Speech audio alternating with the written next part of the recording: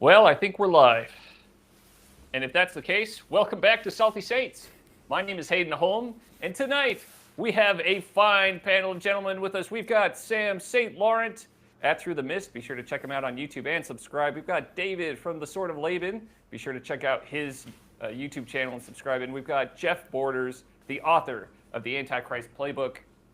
And tonight, I have summoned these brethren from the depths of the internet, because we've got something that is really exciting to talk about. More exciting than a new apostle being announced. And before we got onto the show, Sam mentioned that we actually need to get onto Elder Kaze's social media and actually boost up his follower count. I think that is a wonderful goal because he doesn't have a whole lot right now. I think it's 174. So let's get out there and show him some love. I do, before we get into our topic, I do have a Bishop Kaze story, okay? I actually knew him when he was Bishop Kaze, and I didn't know him at the time. This was at BYU. I was in the Taylor building. They were having this big fireside, and I showed up late with my roommate, and there was only seating left in the front pew, and if we didn't sit up there, then we would have to sit on the hard plastic chairs in the back.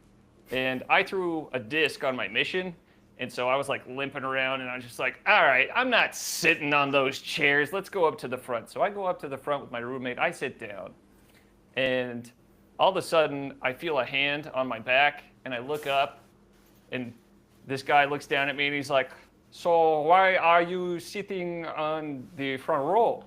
Is it because you are so righteous? And I was just like, either that or I don't want to sit on those crappy chairs back there because I got a bad back. And then he gave me one of these, like, ah. And then he went and sat down, and they announced him as Bishop Kaze, the presiding bishop of the church. And I was just like, oh, no. I had no idea who he was. I thought he was just another Frenchman. I just thought it was just some random guy. I was like, oh. An international student. So, and I hear he's got a good memory, so I don't know what that means for me, but we'll see. Only the future can tell.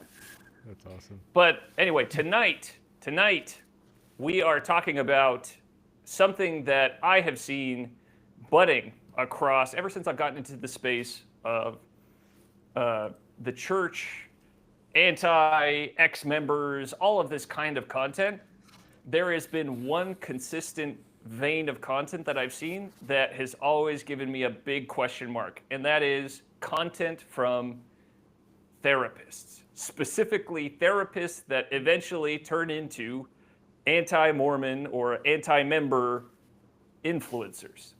And so tonight we are going to explore one because it's something that I've seen over a handful of different therapists, but there is one that I think illustrates my point the best. So we're going to examine her social media account. We're going to walk through some slides. We're going to have ourselves a good old time.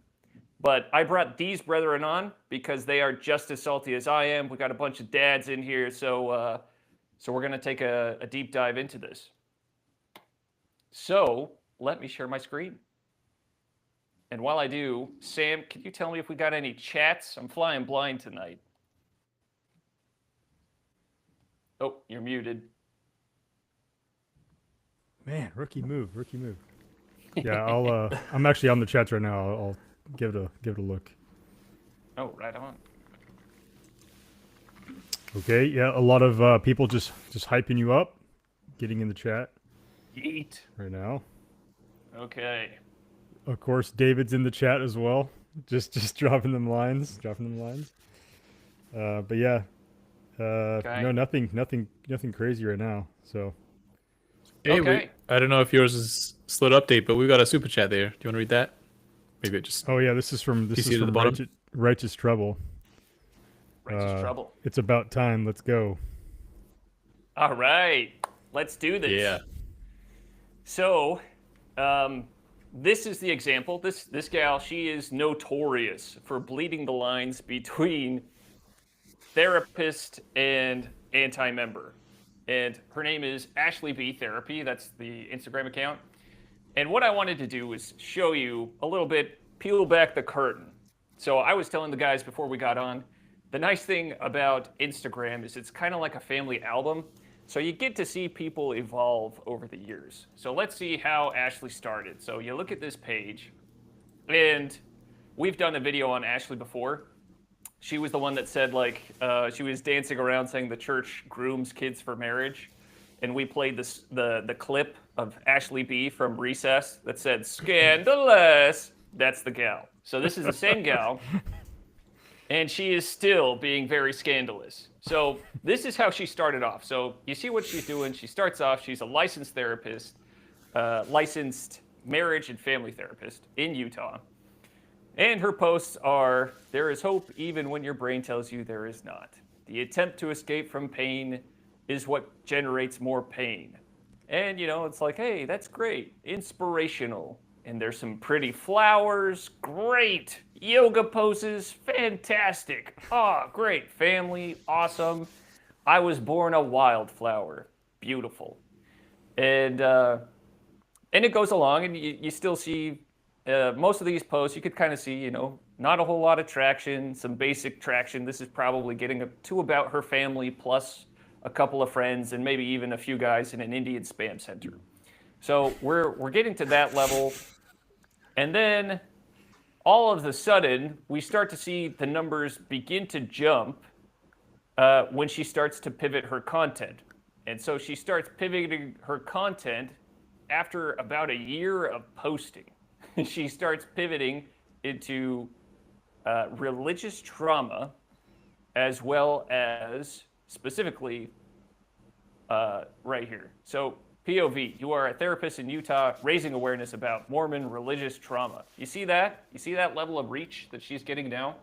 It's like 903 people are liking that, 152 people are talking about that. Whereas just like a hop, skip, and a jump ago, you had like 35, 31 people, and then really, really low numbers. Then she starts smack talking the church, and she goes through the roof. And then what happens? Well, it's just like that book. You ever read that book? If you give a mouse a cookie or something like that, you give a pig a pancake, then they ask for more. And it just gets bigger and bigger and bigger and more insane. So that's what's going on here. We're seeing more and more. She's leading into it. So her reach begins to grow, her followers begin to grow, and her posts begin to get more and more and more radical. So like right here, here's why Mormon baptismal doctrine is developmentally inappropriate for child brains. And then it keeps going, and you see more examples like that. So it gets to a point where the algorithm is pretty crazy near the top. So the main question that I had is, where is the line between therapist and anti-Mormon influencer?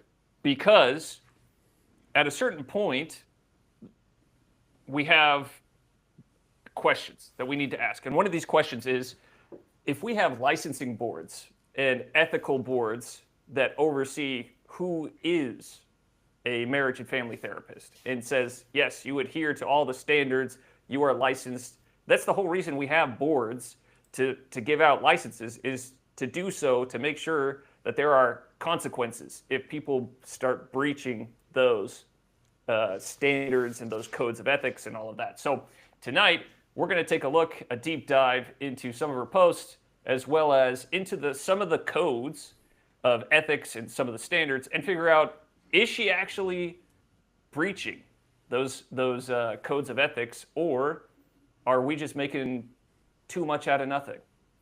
So let me dig into what we do best here, PowerPoint slides. Well, what? All right, but before we go, any thoughts from you brethren before we start digging into this?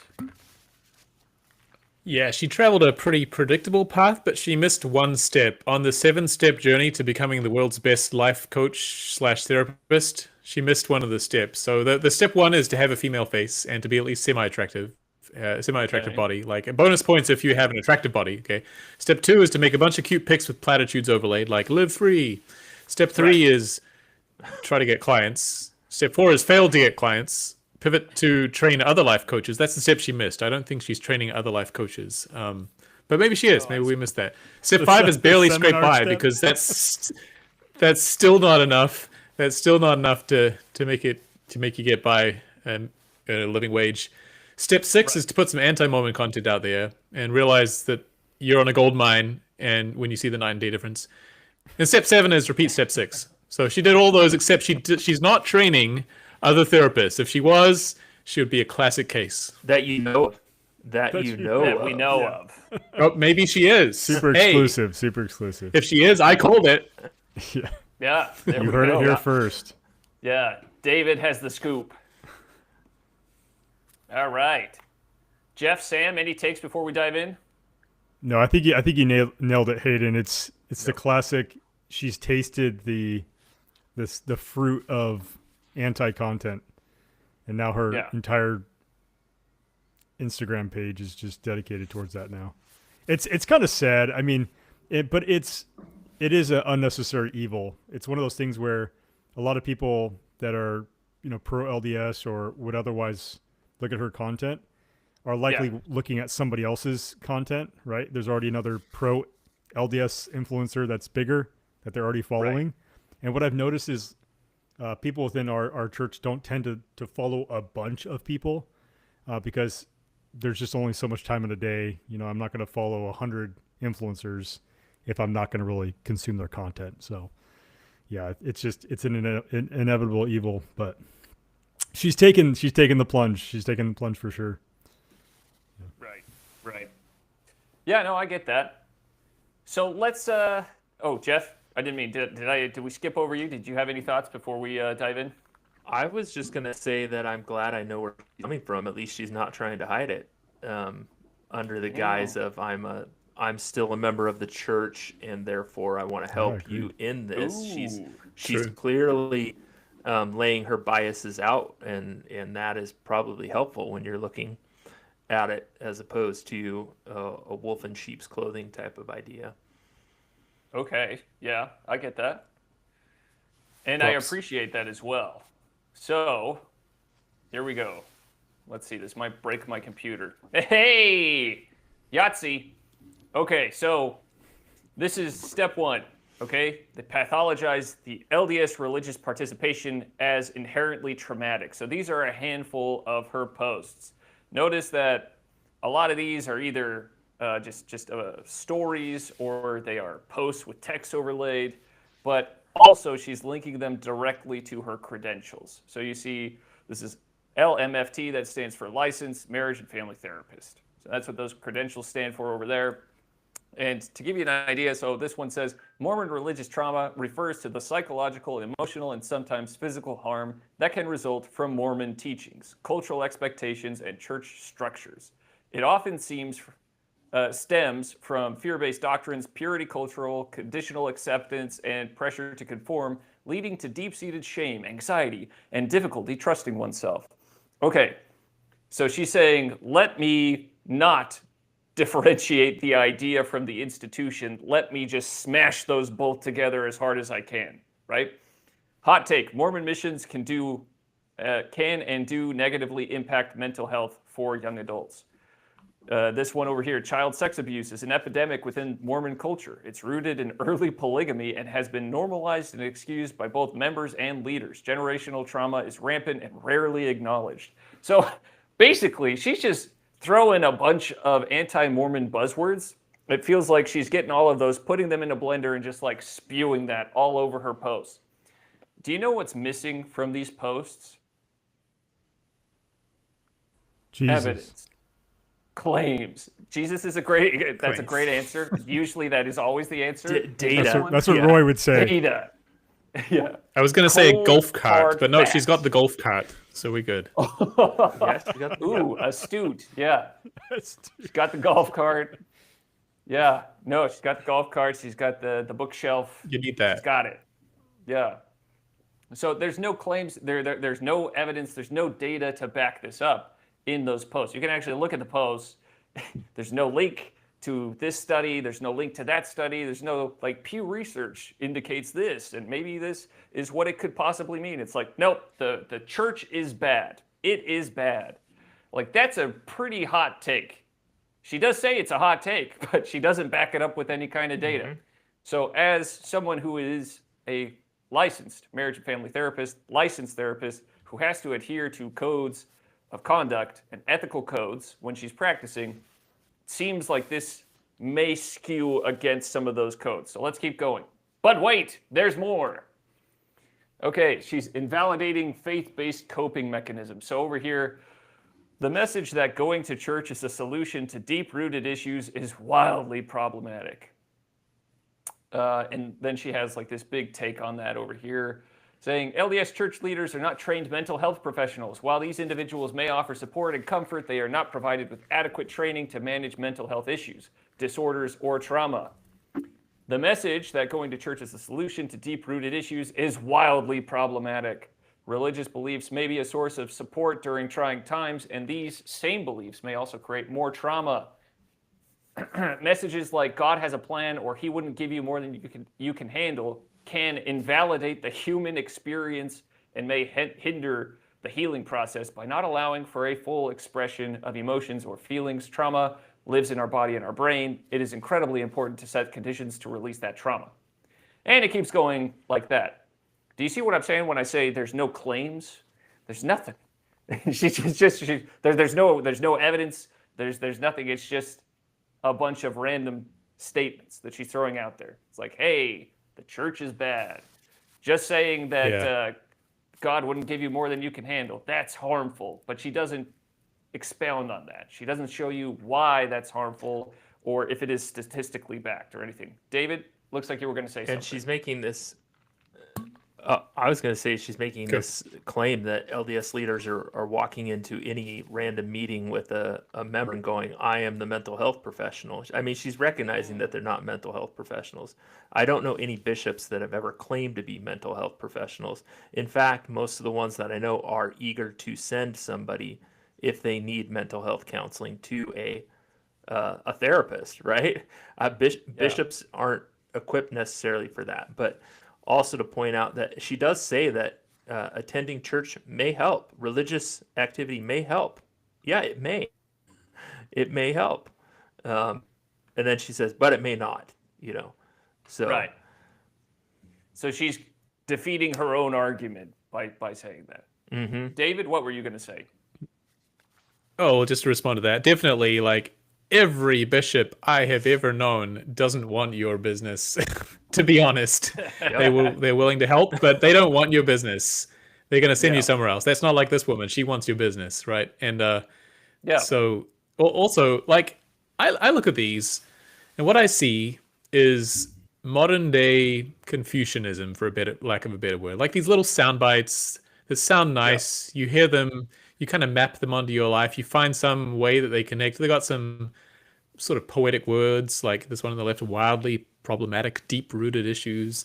And it just sounds to me a lot like Confucius say, man who run after two rabbits catch none. And you're like, oh, it's true. He catches none. Or a man who has long beard has long name. And then you think of somebody with a long beard who has a long name, and you're like, oh my goodness, it's true. If you have a long beard, you have a long name. They're connected, right? But really, like, this is not deep at all. This is extremely shallow. It is calculated to connect on some level with a person, but lots of sayings can do that. That doesn't imply truth. Right. So it seems like the strategy here, from like a social media strategy perspective, is that she is creating content that validates the emotion of mentally hurt people who have left the church, that have severed that part of their lives, that have stepped away from it. It's hard. That's hard to do. And she's saying, hey, let me validate those feelings of yours, but let me bring down the church with that. And let me tear the church. Let me validate you, but also at the same time excuse you from any responsibility in your decision to leave the church. Let me just say that this is all the church's fault, which I don't know that a professional should do that. It seems like that would be enabling behavior on the part of the therapist. Like, for example, if someone leaves because they're like, oh man, I just hate that place. Those people were demon worshipers. They were demonic. They were terrible. And you have a licensed therapist that comes out and on their social media is posting things like, they're terrible, they're awful, they are demonic. They're going to be like, well, this is the therapist for me. And it's like, well, hold on. I think there's an ethical responsibility on that licensed therapist to say, well, perhaps you perceive some of the things that they do or some of their doctrine as demonic, but perhaps maybe they aren't demonic, and maybe we should investigate some of that, and let's explore that a little bit more nuance of a take. So let's keep going on our slide. Sam, you look like you were going to say something. No, we're good. Okay, good. Okay, next slide. So claimed church attendance causes depression, addiction, and eating disorders. So this one was pretty wild. Okay. The worthiness standards of the Mormon Church and the difficulty associated with living up to those standards does impact mental health. Some symptoms of this type of religious trauma may include depression, anxiety, substance abuse, and disordered eating. Boy, that eating. is wild. Where does that one come Disordered from? eating. Is that from like attending your ward's potluck, or is that what she's talking about? ooh, yeah. You know, I do what tell happens my That kids one kind of threw me off. every time we go to like a chili cook-off or something, I tell my kids like only eat our chili. Whatever we bring, that's what we eat. So maybe is she considering that a disordered? Like that's disordered eating. That's faith eating. That's not faith eating. Right Okay, I'll give her that one. So now, what do we think about this? So she does put like these disclaimers down here, right? So this is interesting. So first of all, religious trauma is vast within Mormonism and does offer insight into mental health symptoms members and former members may struggle with. Reach out and learn more about our brain spot and can support you on your healing journey. Interested in working with me? Click the link in my bio to learn more and set up a free 15-minute consultation. I serve clients in Utah and California and offer both in-person and virtual sessions. So hold on a second. Wait a minute. So she's throwing all this stuff out like the church is bad, right? Hey, I want to talk to you for free 15 minutes. How about that? You and me, we can do this. So it seems very cash grabby in essence. It doesn't seem as much like prudential, ethical, thought out, wise, as much as it's like, oh, hey, I think I could get more clients if I did this. But then she covers her bases down here by saying, please remember that social media is not a replacement for treatment by a medical professional. This content is created for education and entertainment purposes only. What are our thoughts about that disclaimer? David? Well, I mean, she's got some hustle, so props to her. There's lots of ways you can hustle in this life, though. She has clearly had a bad experience with the church. Now, I actually think two thoughts. I'm going to defend her for a minute. Number one is some people do need help, and that is fantastic, and they should get it. And there's sort of this distribution of responses to the church in people's lives, right? For some people, it is just the thing that just brings all the good. And some people have very negative experience. They have that one youth leader who did something wrong. There's something on the other end of the tail. But painting the entire church as one tail of the distribution is disingenuous, to put it lightly. And the whole idea that she wants people to stop being depressed, stop being anxious, stop having substance abuse, stop having disordered eating. Wait a minute. She's going to take away the church, the thing that stops substance abuse, the thing that stops disorders eating with word of wisdom, the thing that stops like depression and anxiety on average for populations as shown by endless studies. She's taking away the very thing that's the solution here. So that's rather disturbing.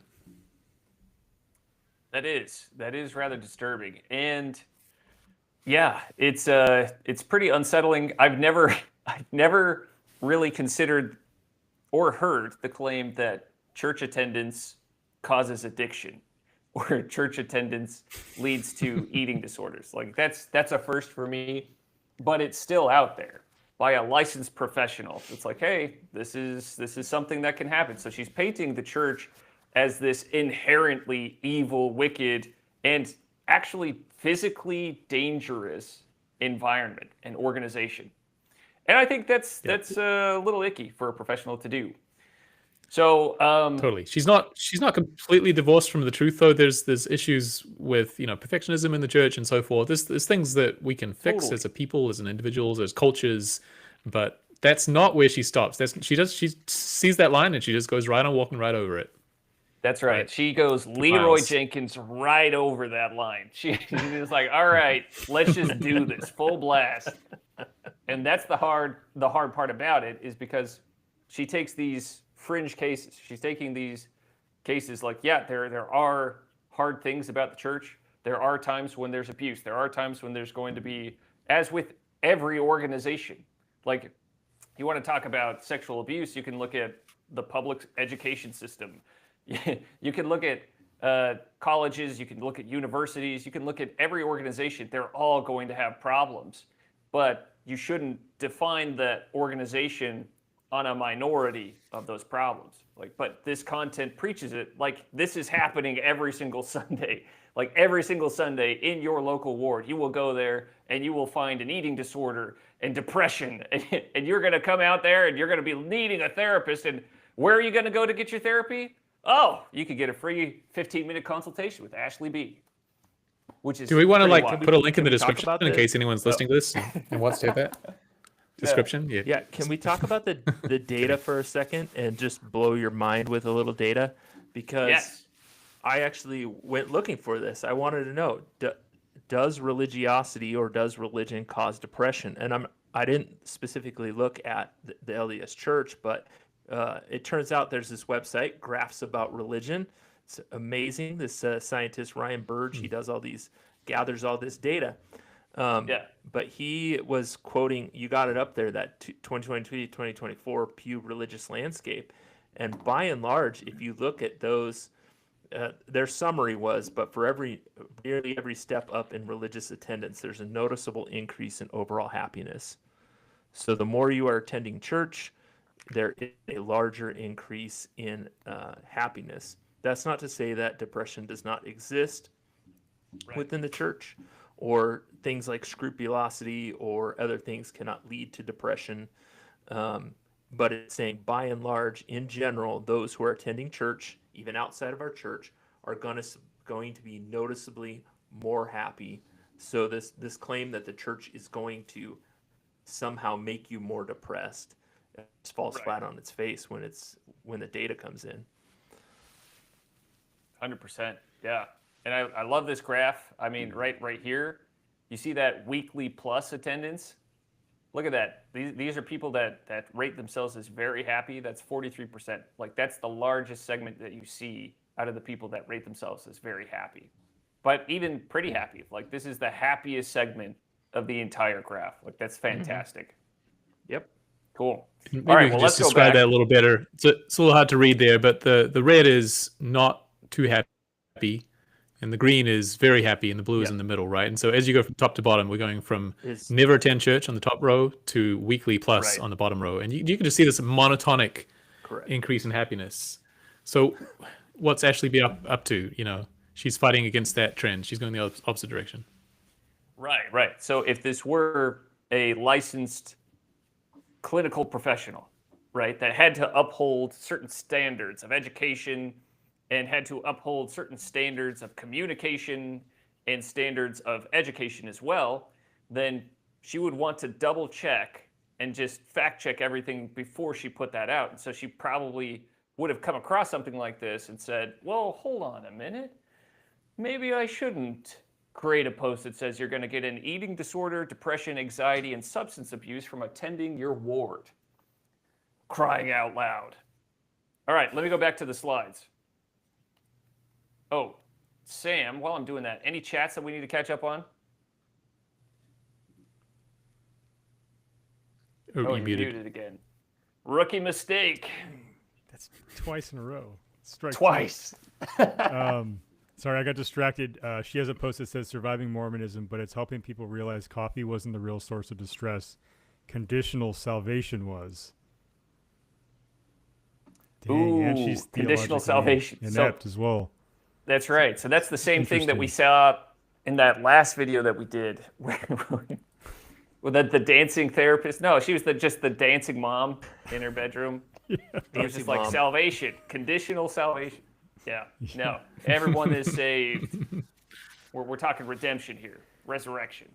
Yeah. So chats. Okay. So Codeman 966. Wow. If a therapist says your religion is the problem, get a new therapist. Pretty base take.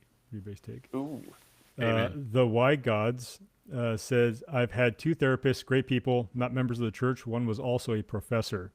Neither took the approach of, well, maybe your religion is the reason you're depressed. That's true. Okay. They All tend to right. focus on the actual problems. And then a lot of trying not to puke from Gambalicious. classic. He says, he or she, I'm not entirely sure. Therapists focus Oh, too it's much Chris. on emotions. Oh, is it? Yeah. Yeah. He's a regular in the Discord. Shout out Therapists to focus Chris. too much on emotions and not behaviors. What they are not good at is the root cause analysis. Yep. That is definitely one of the issues for sure. Coming down, looks like Nursery Leaders Unite is in the chat. Right on. There's a little bit of people talking within the chats to each other, and then we got the brother Jared says if you need to validate how they feel, but not why they feel, or you need to validate how they feel, but not why they feel that way. That's an interesting one. Good point. Yeah. So he's getting at the heart of most of these posts. They're validating how they feel, but not why they feel. That's deep. Man, Brother Jared, that's why you and we're like this. We're good friends. Fasting once a month. You get the Confucius Award. Yeah. Fasting once a month definitely causes depression in my life. LOL. Maybe that's the eating disorder she's talking about. It's fasting. But isn't ketosis really good for your See, body? I immediately focused on the heavier, like obesity, overeating, but I didn't even think about the undereating. Does You the were church so encourage off. overeating? I mean, with its Ooh. generous donations of baked goods, I think at times potentially it could be pushing a sugary message. Are we talking ministering cookies? You're just saying people are giving too many cookies when they minister? Just use less sugar. Sugar-free options, maybe some Splenda. I don't know. Some keto cookies? Keto cookies. Splenda cookies. Boys Camp podcast. I might need a therapist after watching her videos. And Boys Camp Podcast, that username is fire, man. That's funny. If you don't know, there's a Girls was gonna Camp say, is podcast. that, It's like, Anytime that's Moment. good. That's funny. Yeah, Yeah, trolling. Yeah, he's is good. clapping Trolling. back right to I Girls love Camp. it. We're going to have to get him on. Yeah. Missionaries who served in Hawaii definitely got forced to eat a ton. Okay, so I wasn't the only one thinking about hey. the eating disorder there you being go. overeating. Okay, good. I don't feel so bad anymore. Yeah, there's a whole bunch on here. I don't know how far you want me to go down, but Okay. Well, just regarding overeating, I hope my bishop doesn't see this because once a month he brings this giant plate of cookies that his wife cooks. It must be like 100 cookies once a month. It's a lot of work. Anyway, and the kids all munch away. And now whenever I see that, I'm going to be thinking, oh, we're destroying these children. What are we doing to all these happy faces? You are know? one This is how step it away started. from You've being changed in my a mind. therapist's office. Yeah, like I'm trying to get Alright. these cheeks smaller, not bigger. that's right. I'm calling up Ashley. That's it. Yeah. Be your next client. There she is. All right, so we'll keep going with the slides. So market therapy to ex-members by framing faith as the problem. So she's not getting to the heart of the problem. She's framing the faith as the problem, which is actually pretty problematic, if I'm going to quote Jordan Peterson. So first, the nervous system doesn't lie. The amount of trauma and distress related to Mormonism is staggering, and it lives in the body long after people leave the church. I don't know about you, but that sounds more like Avatar talk to me. You know, like the blue people, you know, like attaching to Mother Gaia and stuff like that. It's like, well, where is the clinical evidence? Where are the studies? You know, where are the papers? This is like the king She is the queen of correlation equals causation.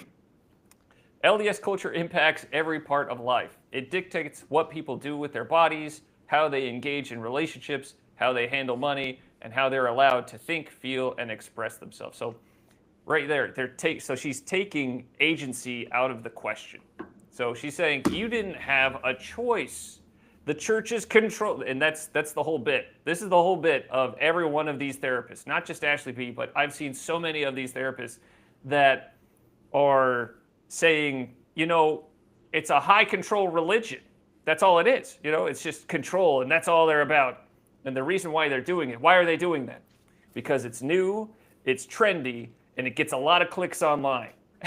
And it will hopefully fill up their calendar and get them a couple more recurring clients, get them some more retainers, so that eventually they can retire and get a houseboat in Lake Powell and live all fat and sassy. That's kind of the end goal here.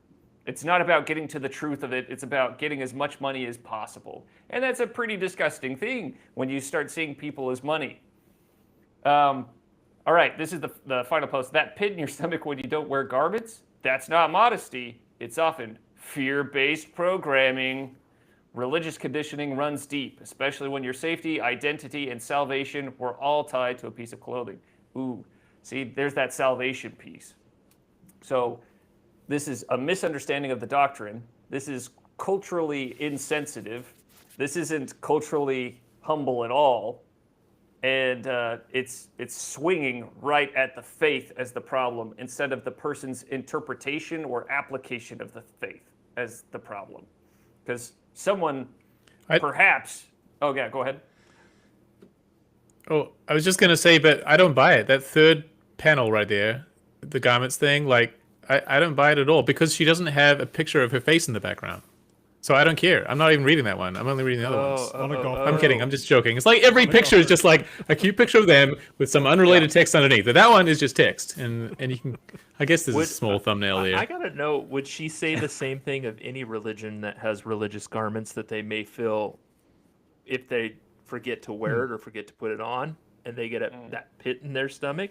Is that fear-based programming in all religions? Is she saying this just because it's our faith? Or is she saying this is true of all religions? It's a good question. And unfortunately, she didn't elaborate in the description. But she did put her credentials right up top.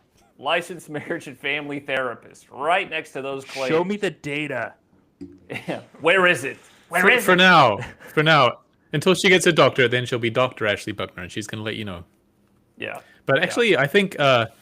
she's missing the opportunity here. If she's really worried, there was a comment in the chat that if she's just thinking that religion is the problem, why isn't she after other religions? Why she's only after LDS followers, And that was my question, yeah. You want to know why? And you got a whole big ocean in front of you of opportunity there, Ashley. You can go forth to conquer. Because it's the old saying, it's a business thing. Mormon trends. It does. That trends, but also the riches are in the niches. It's just a basic business principle right there. Like if you're just trying to niche yourself away from your competition. So you saw that at the very beginning, her posts were all very generic. It was all very generic stuff about generic therapy. You are stronger than your problems. You can do this. I'm here to help. She's like, well, man, I'm not standing apart from anyone in this. I need to get out. I need to find my niche because that's what everyone's telling me to do, and that's what's going to sell me on Shark Tank. So she started exploring with this anti-Mormon stuff, and then all of a sudden she starts blowing up, and she's like, ha, ha, eureka, there's gold in them there hills. And so then she keeps digging as hard as she can. So now it begs the question, is she actually violating codes of conduct? Is she actually violating ethical codes? Well, let's see. So we scoured the internet and we found some potential violations from some of these posts. And this is the conversation that we want to have tonight is at what point should members begin clapping back? At what point should we begin reclaiming territory online and saying, you're actually becoming kind of a bully. You're actually hurting people by saying things like this, because imagine for a second that shooting that just happened in Michigan, Imagine if that guy saw one of her posts. Would that have helped him and maybe given him some pause before going out and loading that gun? Or would that have just encouraged him to go forward? My guess is if he saw the post that said the Mormon church on their way to groom children for marriage, he probably would have been like, all right, let's go. But maybe I'm just being over ambitious on that. But here we go. Potential violations. This is from the American Association for Marriage and Family Therapy. We've got links right here. We'll probably put those in the description. I'll link the whole presentation in the description. But section 9.4, professional identification. Marriage and family therapists do not use any professional identification, such as business card, office sign, letterhead, internet, or telephone association, directory listing, if it includes a statement or claim that is false, fraudulent, misleading, or deceptive. So I think there may be some grounds in there for a breach on that front. Maybe not. You know, it's like this is a social media post. I don't know. What do you guys think? Well, in the chat, it was already brought up by thinks somebody that- else that there is a defamation potential of like the church in the way that she's Right. kind of framing some of these things. Yeah, I think she has to be really careful with like how she's phrasing some of these accusations against the church, because she's not using the broad swath of like religion or Christianity. She's directing it directly at an organization or at a church or a religious institution. And so that's directing those claims directly to that organization. And so Right. I'm not a lawyer, but I'm certain there's lawyers out there that would be willing to take that up Right. for a cost. And then we have right down here 9.2, promotional materials. Marriage and family therapists ensure that advertisements and publications in any media are true, accurate, and in accordance with applicable law. Ooh, what do we think about that one? Big reaction out of David. What are you thinking? Yeah, like I think she's in violation of these. I think this is not the sort of thing you should do if you're somebody that people look to for help from, one might say, salvation from their mortal issues. But at the same time, I'm not using that word literally here in the religious sense. Right. But at the same time, there's enough gray area here, and there's enough of a woke infiltration into the police organizations, which are the licensing boards, that I think it's a difficult case to make. But at the same time, she should totally be called out on it, because this is, in my mind, this has stepped over that line. I would Right. say that it's not up to the church to give action against her or anything.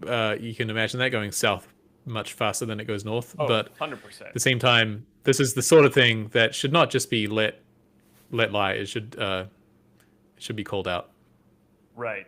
So we have promotional material. So my question is on the language here. So ensure that advertisements and publications in any media. I mean, that sounds like pretty vague language, but advertisements, it seems like all of those posts were ads.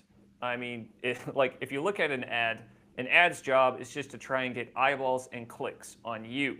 It's to try and direct as much traffic to your business as possible.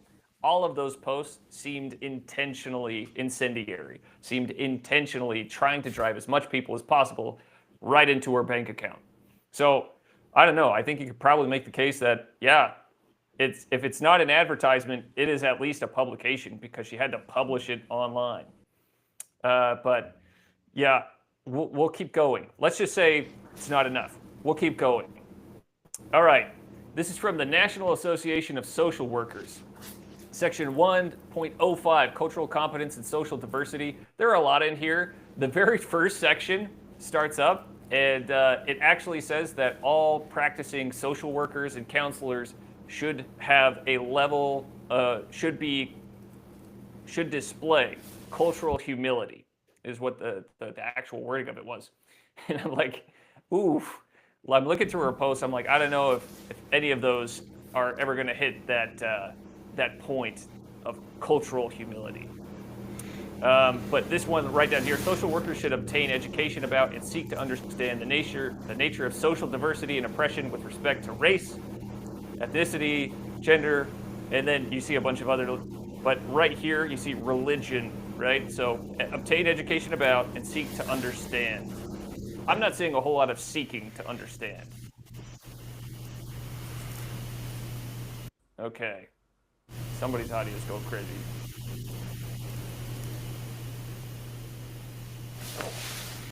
Maybe it's just mine. Oh, it went away for a second. Yeah, I don't hear it. Okay.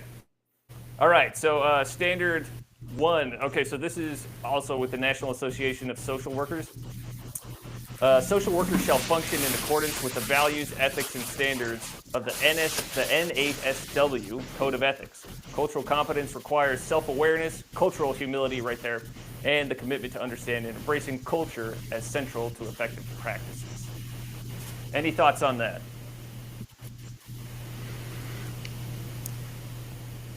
Yeah, I got something. It's interesting to note, like, or it's important to know that these standards specifically apply to these fields, and so it's not like these arbitrary rules that are just applied to this lay person who just happens to be on Instagram.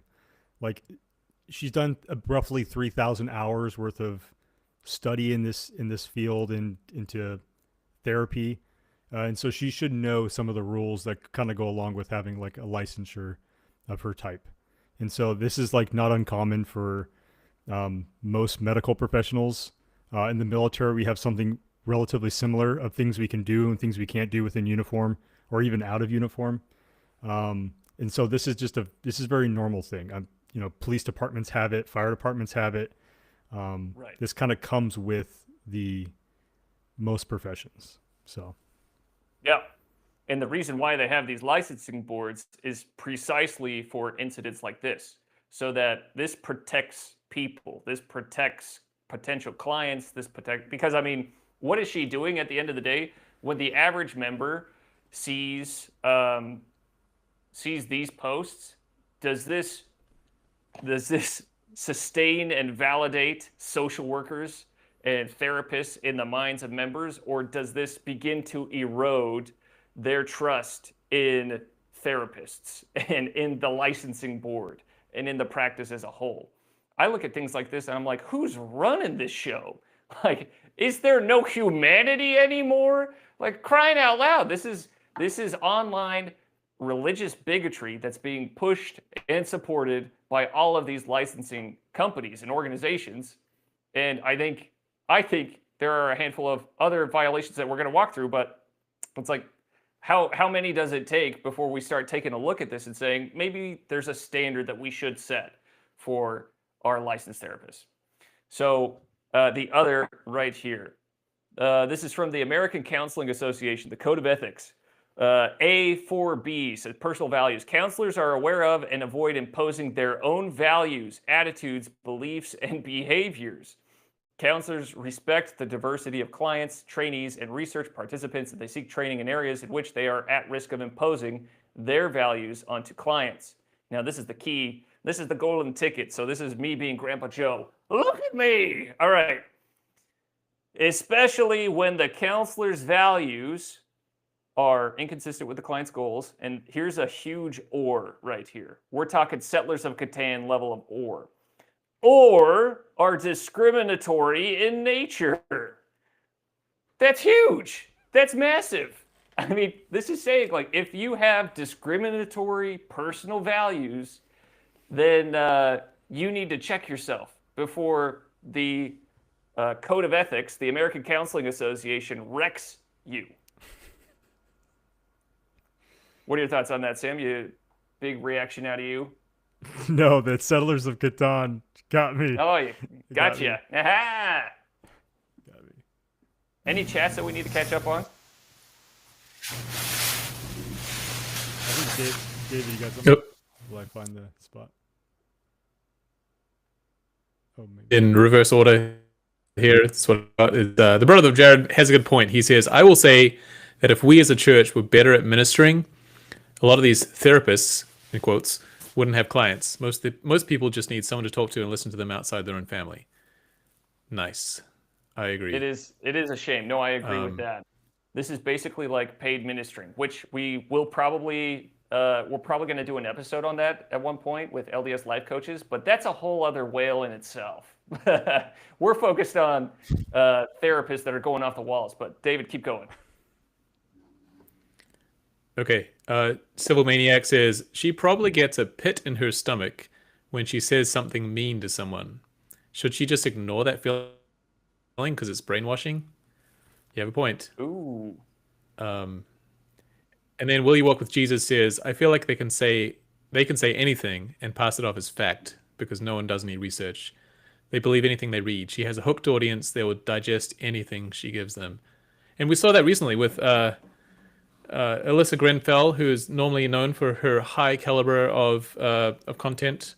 Here, I'm using air quotes. Is she had an exceptionally high caliber recently where she talked about backflipping, and I just think, and she got great views on that video, and it's just a horrible video, and it's just completely bogus. But at this point, she's got such a following, it does not matter what she says. People get excited when she releases a video, and they watch it, and they see her cute face and her nose ring, and then they just like eat it all up. So I think maybe Ashley, she's not quite there yet, but she's on the path. She too can become Alyssa. As a side note, I will say this week I did unlock a major achievement in my online adventure. Alyssa Grenfell herself commented on one of my videos. So the video I did of her backflipping, she commented on that one. She said, LOL, I write my own scripts. Let's throw some W's in the chat. I think it was Civil Maniac well that done. said, I don't think she knows what she's owning up to when she says that, but I mean, I was there for it. It was fantastic. I was like, boom, there it is. I've reached the top. You've arrived. Yeah. This is my moment. So here we go. Let's do the 5. Let's say none of these are violations of code of ethics or from licensing boards at all. Let's go to the very final slide. What about this one? This is from the Division of Occupational and Professional Licensing, DOPL, for the layman, in Utah. And there is a section on unprofessional behavior.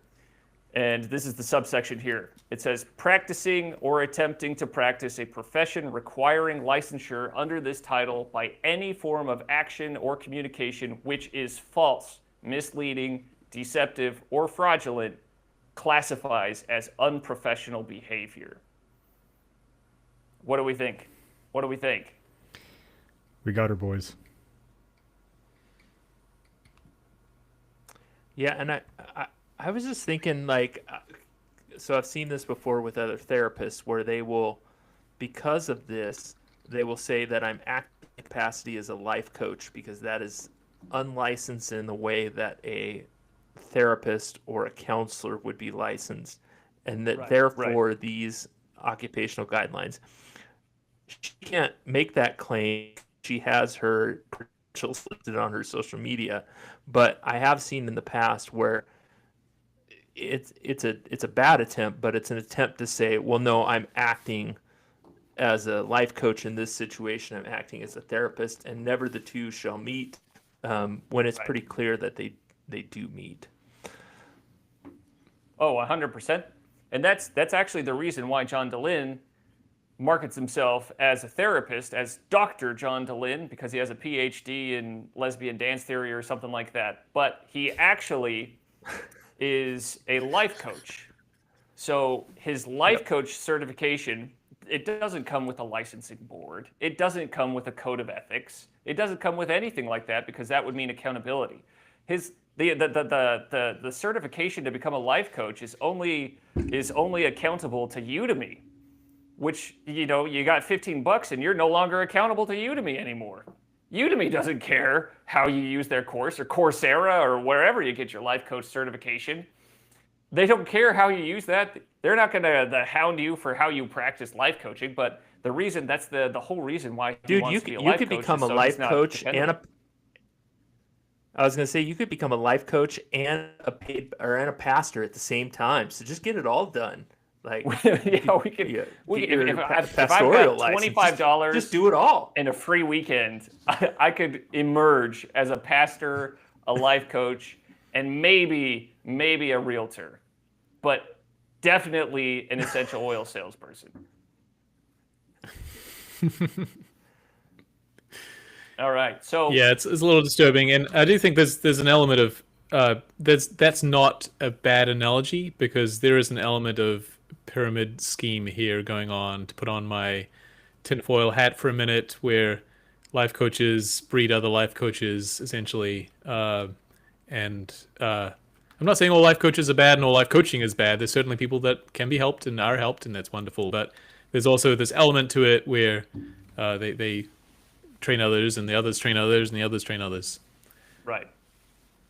Yeah. So now But, the but final back to this, piece. these, yeah, Yeah. Yeah. The final piece of this. back to these is- violations. Sorry, go ahead. Oh yeah, yeah.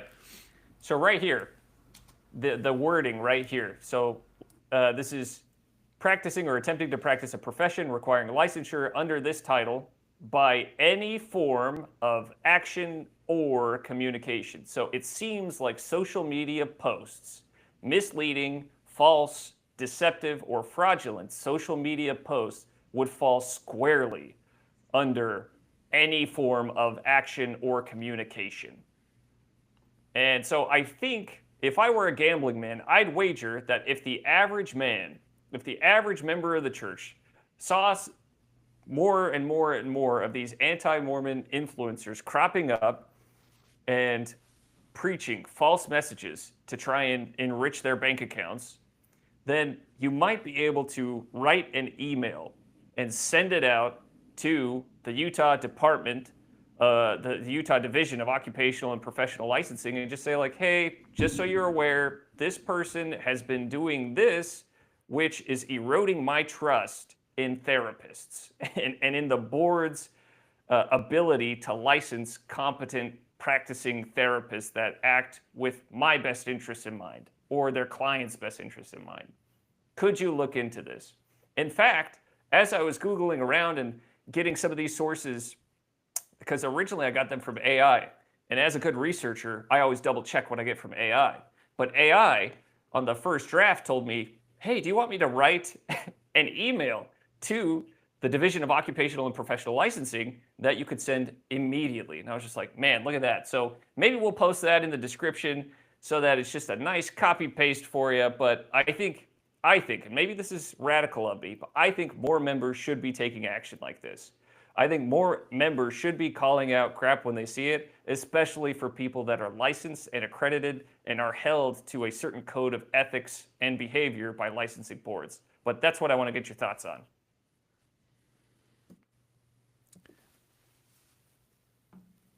We'll start with I agree. David, I then we'll go think to Sam.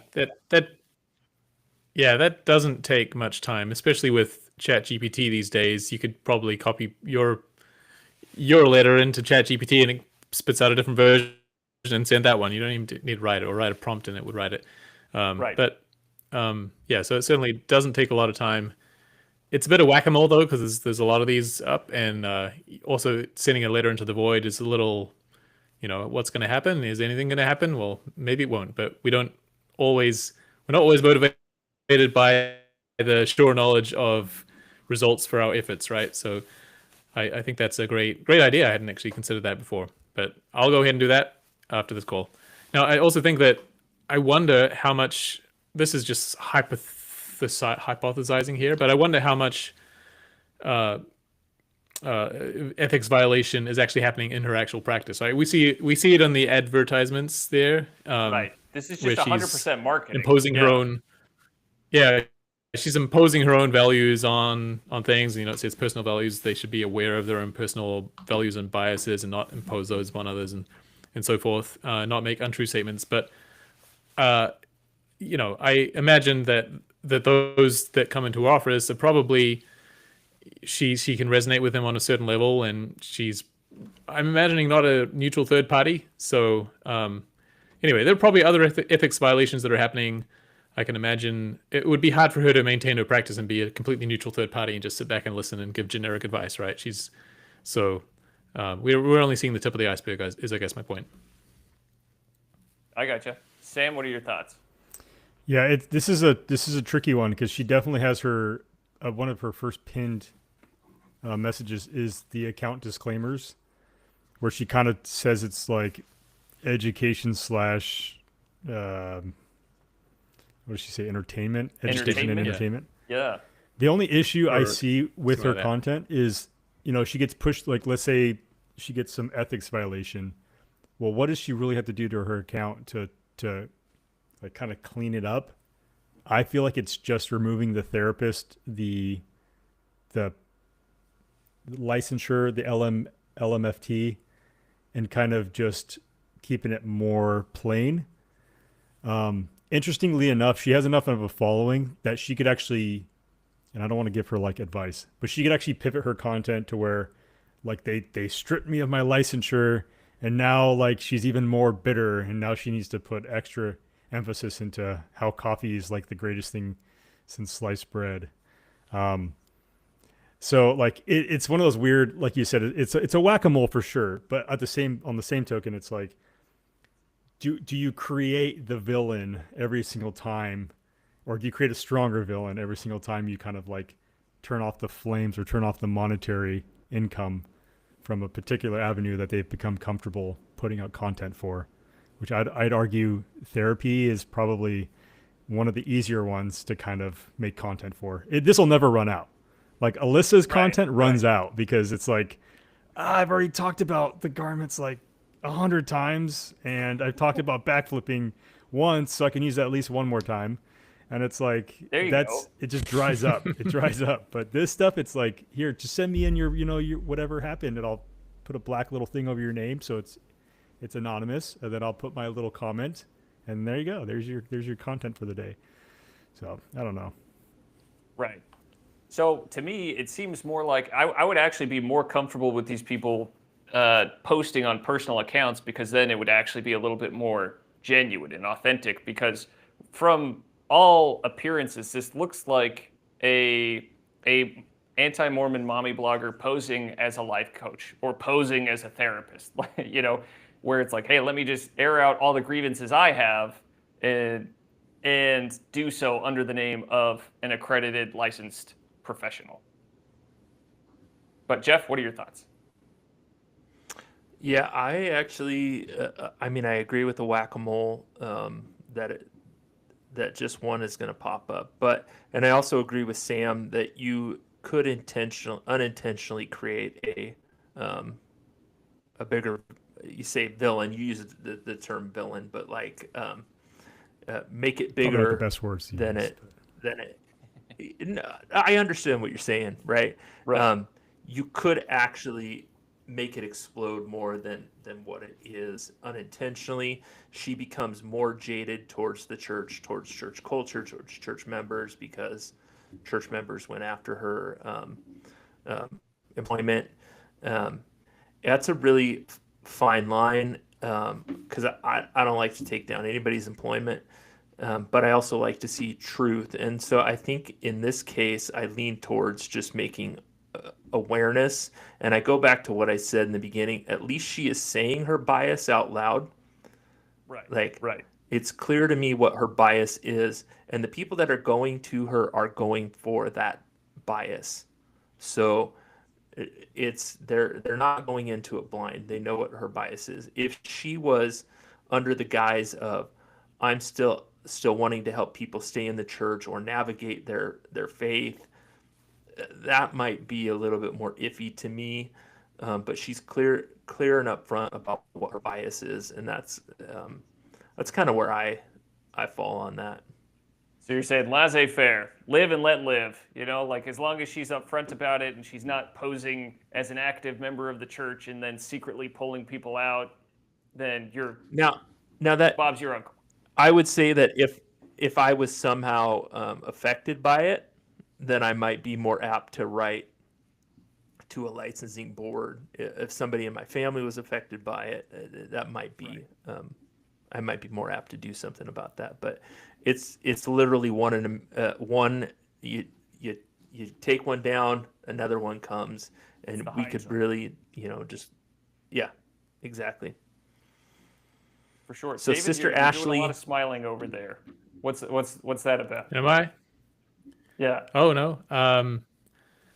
Yeah. Good. All good thoughts. I also wonder if, because I'm not directly affected by this. I'd probably have stronger feelings if I was. Having said that, once my girls reach the age where they see all sorts of stuff come across their Instagram feed like this, and the disclaimer is not always obvious, right? You'll see this pop up. It'll have a cute girl's face, then it'll have some unrelated text underneath. That's like the standard format, and they'll see a lot of that, and you'll have to actually kind of swipe through to see their actual disclaimers, and even at that point, you've already swallowed the bait. So there's some element of where a disclaimer is not enough, right? It's still a behavior that where she's taking her own beliefs and imposing them on her practice, essentially. But at the same time, she's filling a niche. She's got the hustle. So there you go. Got to respect the hustle. All right. Well, we are getting close to the hour. Sam, do we have any chats that we need to catch up on? Did you just do kind of like a shotgun effect, David, on the last one? I did. Sorry. No, you're good. You're good. Yeah. So we'll kind of go below. I will say, and this is from the brother Jared, I will say that if we as a church were better at ministering, a lot of these therapists wouldn't have clients. Most people just need someone to talk to and listen to them outside of their own family. Yeah. The book Bad Therapy by Abigail Schreier, fantastic book. I would highly recommend that. Excellent book. Yes. Yeah. She basically says most therapists these days are just paid friends. Oh, okay. That sounds about right. That sounds about right. It is a great book. Highly recommend. They're just normal people that talk to you. Can I just comment on that? I wonder if something is going on here. There's been for decades and maybe longer, maybe forever. There's been a problem with men having friends, like not having friends, right? Not having close people. And that's something that we can work on. But I wonder if more recently there's a problem with women not having friends because they need to go and pay somebody to essentially be their friend, to be the sounding board, to be the one that kind of gives them perspective in their life, where that need can totally be filled by somebody else.